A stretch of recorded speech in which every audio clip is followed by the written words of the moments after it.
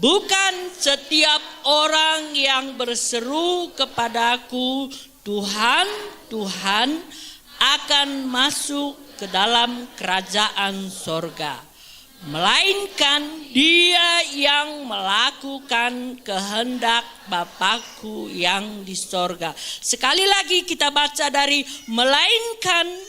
Ayo, 2, 3. Melainkan dia yang melakukan kehendak Bapakku yang di sorga.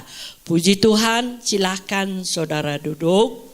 Saudara-saudara, pagi hari ini firman Tuhan berkata, bukan setiap orang yang berseru kepada Tuhan, Tuhan akan masuk ke dalam kerajaan sorga, melainkan dia yang melakukan kehendak Bapakku yang di sorga. Yang terpenting adalah melakukan kehendak Bapa di sorga. Amin. Melakukan kehendak Tuhan, itu yang terpenting.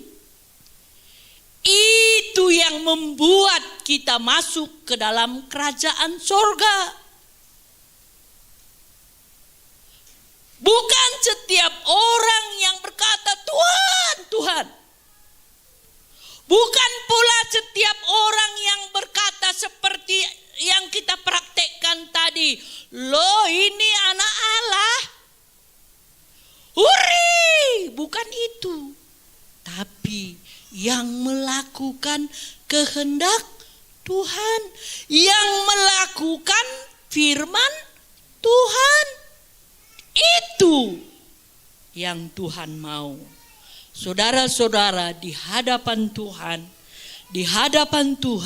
yang berlaku, yang melakukan firman Tuhan. Ya. Bagaimanapun kita membuat aksi, ini anak raja, ini anak Allah, kalau tidak ada buahnya, itu tidak layak, saudara-saudara. Yang Tuhan mau kita melakukan yang berkenan kepada Dia, yang melakukan firman Tuhan. Banyak yang penting di dunia ini, banyak. Tetapi saudara-saudara, yang terutama lakukanlah kehendak Tuhan. Ya. Yang nomor 1 adalah Yesus Kristus. Yang nomor 1 adalah melakukan kehendak Tuhan. Tadi waktu sekolah minggu saya bilang, kalau nomor 1 ditambah 0 menjadi berapa? 10. Kalau nomor 1 ditambah 20 menjadi berapa? 100. Tapi kalau tidak ada nomor 1-nya, 0 sampai simpang sugihan. Apa artinya saudara-saudara? 0, 0, 0, 0. Apa artinya? Gak ada, kosong, kosong. Tapi kalau ada nomor 1-nya, ditambah 0, ditambah lagi 0-nya, tambah berarti, tambah berarti.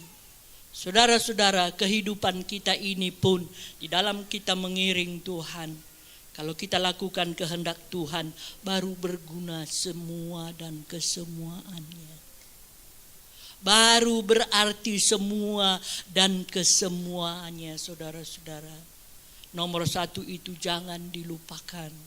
Nomor 1 itu adalah Yesus, adalah firman Tuhan. Tadi saya buat satu cerita di sekolah minggu. Ada perlombaan kuda, ya, perlombaan kuda.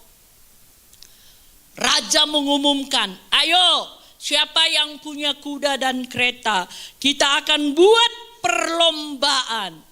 Siapa nanti juara, dia nanti jadi pemimpin bagian kuda di negara kita ini. Saudara-saudara, mulai ya waktu hanya 1 minggu, Jadi setiap orang yang punya kereta kuda, dia menghias keretanya, ya. Ada satu orang tadi waktu sekolah minggu kami siapa kita bikin contohnya? Aku bilang Joshua, kata anak-anak. Jadi si Joshua ini dia Pokoknya dia habiskan tenaganya untuk membuat keretanya supaya bagus. Dia lukis, dia cat. Pokoknya dalam 1 minggu itu fokus dia kepada keretanya supaya nanti dia jadi juara. Sampai waktunya mau dipamerkan kudanya itu keretanya itu sama kudanya. Dia ambil kudanya, mau dia ambil kudanya ke kandang. Rupanya kuda sudah mati karena nggak dikasih makan. Karena terlampau sibuk dia mengurus kereta, jadi kuda nggak dikasih makan. Apa artinya? Apa gunanya, saudara-saudara? Udah bagus dihias kereta, tapi kalau kuda sudah mati, jadi dia pemenang, nggak jadi. Demikian juga dalam hidup kita ini, saudara-saudara. Seringkali kita mengurus segala-galanya supaya indah, supaya baik, tetapi rohani kita lupa. Rohani kita lupa. Roh kita lupa. Roh kita lupa untuk mengasih makan. Akhirnya kosong semua, kosong. Saudara, kita menjadi anak Tuhan. Jadilah kita menjadi anak Tuhan yang melakukan kehendak Tuhan. Ya, untuk apa kereta itu dihias? Dihias sehabis-habisnya, kalau kuda sudah mati. Saudara-saudaraku, apapun karir kita, apapun kegiatan kita di dunia ini, itu bagus semuanya. Tapi jangan lupa rohani kita juga perlu dipupuk. Roh kita perlu dipupuk. Menyenangkan hati Tuhan itu, saudara-saudara, sangat perlu. Sangat perlu. Jangan saudara bilang, kalau aku sempat, aku menyenangkan Tuhan. Kalau ada waktuku, aku menyenangkan Tuhan. Jangan, saudara-saudara. Jangan. Pagi hari ini firman Tuhan berkata, yang melakukan kehendak Bapa, itulah yang terpenting. Ya, itu terpenting, melakukan kehendak Tuhan. Melakukan kehendak Tuhan itu, saudara-saudara, menyenangkan hati Tuhan, memuliakan Tuhan. Kalau kita baca dalam 1 Yohanes 2 ayat 18 dan 19. Anak-anakku, waktu ini adalah waktu yang terakhir. Dan seperti yang telah kamu dengar, seorang antikris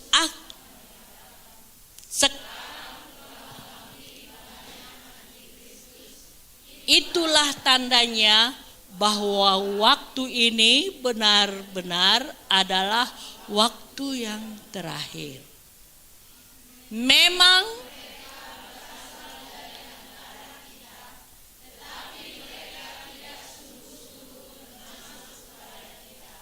sebab jika mereka sungguh-sungguh termasuk pada kita, niscaya mereka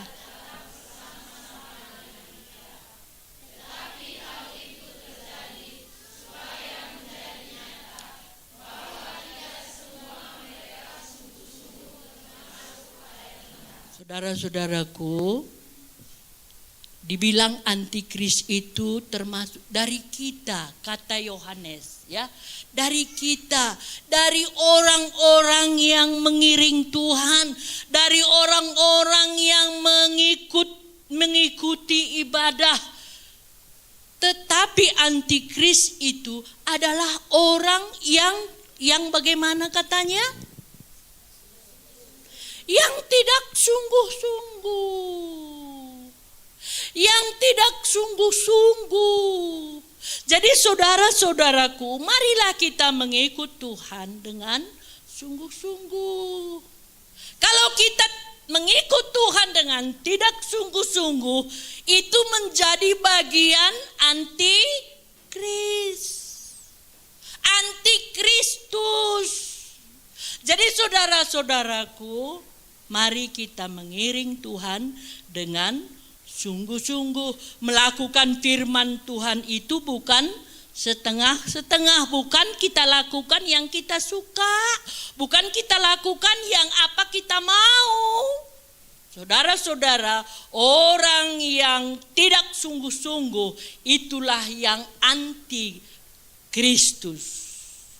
Di atas dikatakan, sebab inilah berita yang telah kamu dengar dari mulanya, yaitu bahwa kita harus, coba bilang semua, harus itu harus, tidak bisa tidak. Kita harus saling mengasihi, saling mengasihi. Kita tahu bahwa kita sudah berpindah dari dalam maut ke dalam hidup, yaitu karena kita mengasihi saudara kita. Barang siapa tidak mengasihi, ia tetap dalam maut. Kita baca bersama-sama dengan kuat bagian yang terakhir. Barang siapa tidak mengasihi, ia tetap dalam maut. Ngeri kan? Firman Tuhan tadi sudah bilang, kita sudah berpindah dari maut kepada terang hidup, ya. Kalau kita mengasihi, kita pindah dari maut ke dalam terang yang ajaib. Kalau kita mengasihi. Tapi kalau kita tidak mengasihi, kita tetap dalam maut.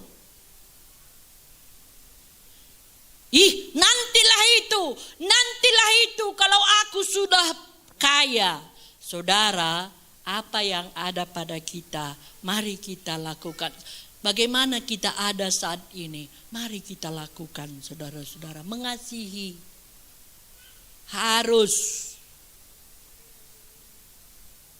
Mengampuni, harus. Katanya tadi kalau dia membenci, ngeri kan kalau kita lihat cerita orang yang membunuh, ngeri kan? Tapi kalau kita pembenci, kita pembunuh di hadapan Tuhan. Saudara-saudaraku, firman Tuhan bilang, kalau kita tidak mengasihi, kita masih dalam maut. Tapi kalau kita mengasihi, kita berpindah dari maut kepada terang yang ajaib. Ya, saya waktu belajar firman Tuhan ini, Tuhan ingatkan kepada saya, saudara, dengan tidak sadar, saya tidak enak kepada seseorang, ya. Kepada seseorang saya tidak enak, tetapi waktu saya belajar firman Tuhan ini, Tuhan ingatkan kepada saya. Dan saya bilang sama Tuhan, Tuhan ampuni aku Tuhan. Tuhan ampuni aku. Pernah satu orang, saya mengasih undangan, saudara-saudara. Ini undangan, ada undangan. Dan dia ambil ujungnya kali begini. Sakit hati aku, saudara-saudara. Sakit hati aku. Masa dia gitu sama aku. Takut kali aku kena corona. Jadi sakit kali hatiku. Jadi dalam hatiku ini, aduh, kenapa dia begitu? Itulah iblis pupuk. Iblis pupuk di hatiku. Aduh. Tapi memang bagaimana ya? Udahlah biarin dia begitu. Tapi saudara-saudara, waktu saya belajar firman Tuhan ini, orang yang membenci sama dengan pembunuh. Waktu itu, oh Tuhan ampuni aku, oh Tuhan ampuni aku, oh Tuhan ampuni aku. Enggak lagi aku benci Tuhan. Enggak lagi aku marah Tuhan. Saudara-saudara, Seringkali hal-hal yang kecil itu iblis diam-diamkan aja. Diam-diamkan aja. Saudara-saudara, betapa sedihnya hati ini, saudara-saudara. Betapa kita ditipu iblis. Ditipu iblis. Saudara, baru saya menyadari, bagi dia mungkin hal itu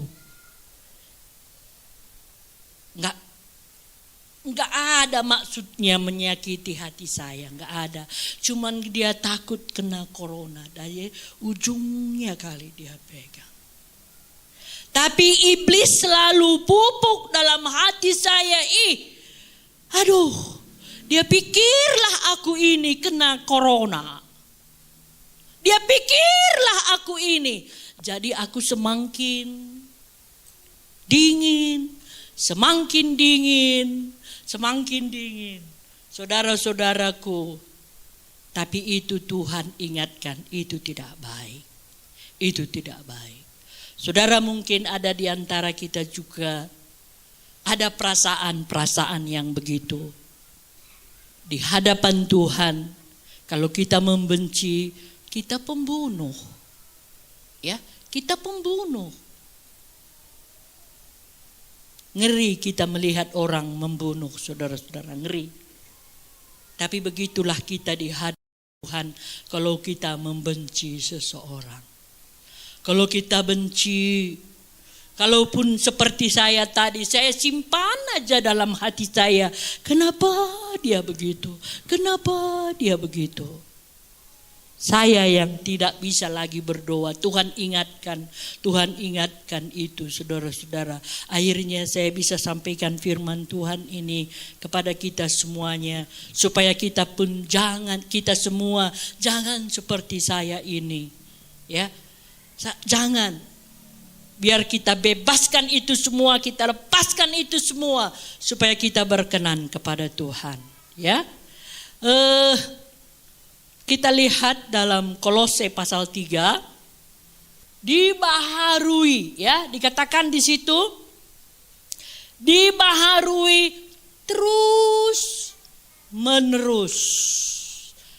Tiap hari kita dibaharui.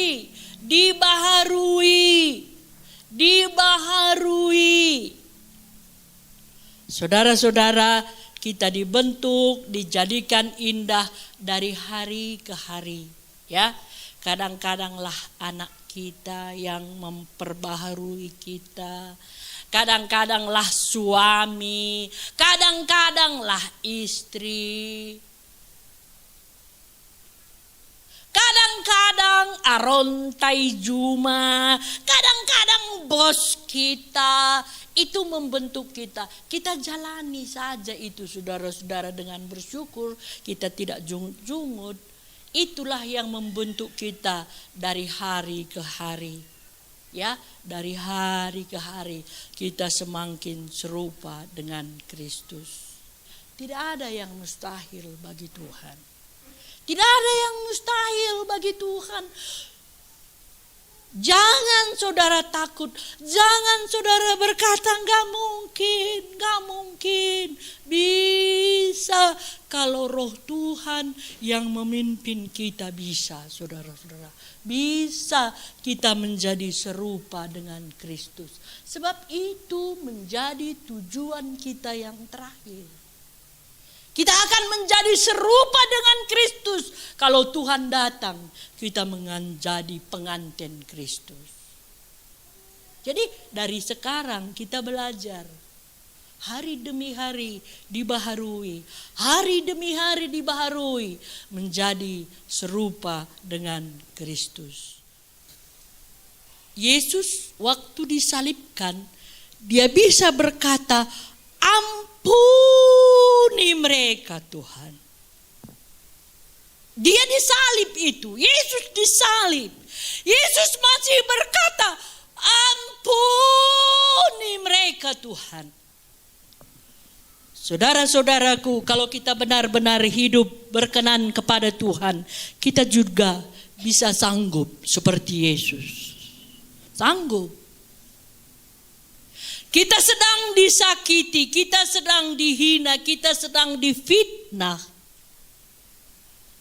Kalau kita ingat Yesus di kayu salib, ampuni mereka Tuhan, sebab mereka tidak tahu apa yang Dia perbuat. Kalau kita mengandalkan Tuhan, kalau kita ingat kasih Tuhan, kita bisa mampu, saudara-saudara, waktu kita disakiti, waktu kita disakiti, dihina sehina-hinanya, Yesus sanggup berkata, ampuni mereka Tuhan. Sebab mereka tidak tahu apa yang Dia perbuat. Saya dan saudara pun sanggup kalau kita mau seperti Yesus. Kita akan menuju ke situ, saudara-saudara. Kita akan menuju seperti Yesus. Itu sebabnya mulai dari sekarang mari kita belajar ampuni, ya. Ampuni sesama kita manusia. Kasihi saudara-saudara kita, saudara-saudara, kasihi. Saat kita mengasihi saudara kita, saat itu kita pindah dari maut kepada terang yang ajaib.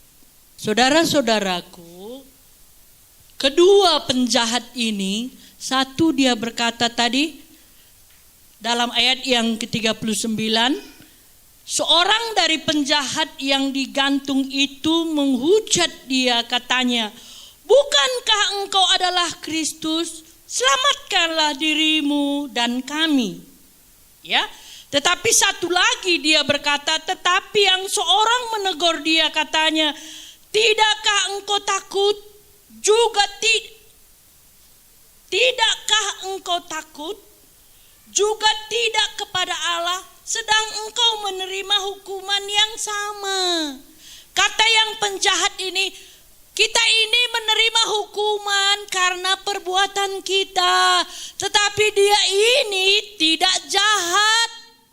Saudara-saudara, dengan kata-katanya yang menghormati, saudara-saudara, dengan kesadarannya, saudara-saudaraku, akhirnya apa Yesus katakan dalam ayat yang 43, kata Yesus kepadanya, aku berkata kepadamu, sesungguhnya hari ini juga engkau akan ada bersama-sama dengan aku di dalam Firdaus. Saudara-saudara, hati yang menghormati Tuhan, hati yang menyadari kesalahannya, itu berkenan kepada Tuhan. Dan Yesus bilang, hari ini juga kita bersama-sama di Firdaus. Saudara-saudara, ini penjahat yang luar biasa. Ini penjahat yang sangat jahat. Sehingga matinya pun hukumannya digantung. Tetapi sejahat apapun, kalau ada hati merindu kepada Tuhan, ada hati yang ada penyesalan, dia tidak wajar disalib. Kalau kita wajar. Saudara-saudara, Tuhan melihat hatinya yang ada penyesalan, hatinya yang menghormati Tuhan. Yesus bilang, hari ini kita bersama-sama di Firdaus. Pagi hari ini juga saudara dan saya, kalau kita haus kepada Tuhan, kalau kita rindu kepada Tuhan, kalau kita selalu mengutamakan Tuhan, Tuhan menerima kita apa adanya. Tuhan mau memulihkan kita, Tuhan mau menjadikan kita serupa dengan Dia. Hari ini kita bersama-sama di Firdaus. Waktu itulah Yesus mati dan Dia bersama-sama dengan orang yang jahat yang digantung bersama-sama dengan Dia saat itu. Hari ini saya dan saudara sangat dikasihi oleh Tuhan. Tuhan merindukan kita dipulihkan, diperbaharui, sehingga kita fokus kepada Tuhan, melakukan kehendak Tuhan. Banyak di dunia ini yang bisa kita kerjakan, hasilnya tidak ada. Tetapi kalau kita melakukan kehendak Tuhan, itu berguna untuk selama-lamanya. Tuhan memberkati kita, marilah kita pilih melakukan yang berkenan kepada Tuhan. Karena itulah yang terbaik, karena itulah yang tidak sia-sia, karena itulah yang menyenangkan hati Tuhan.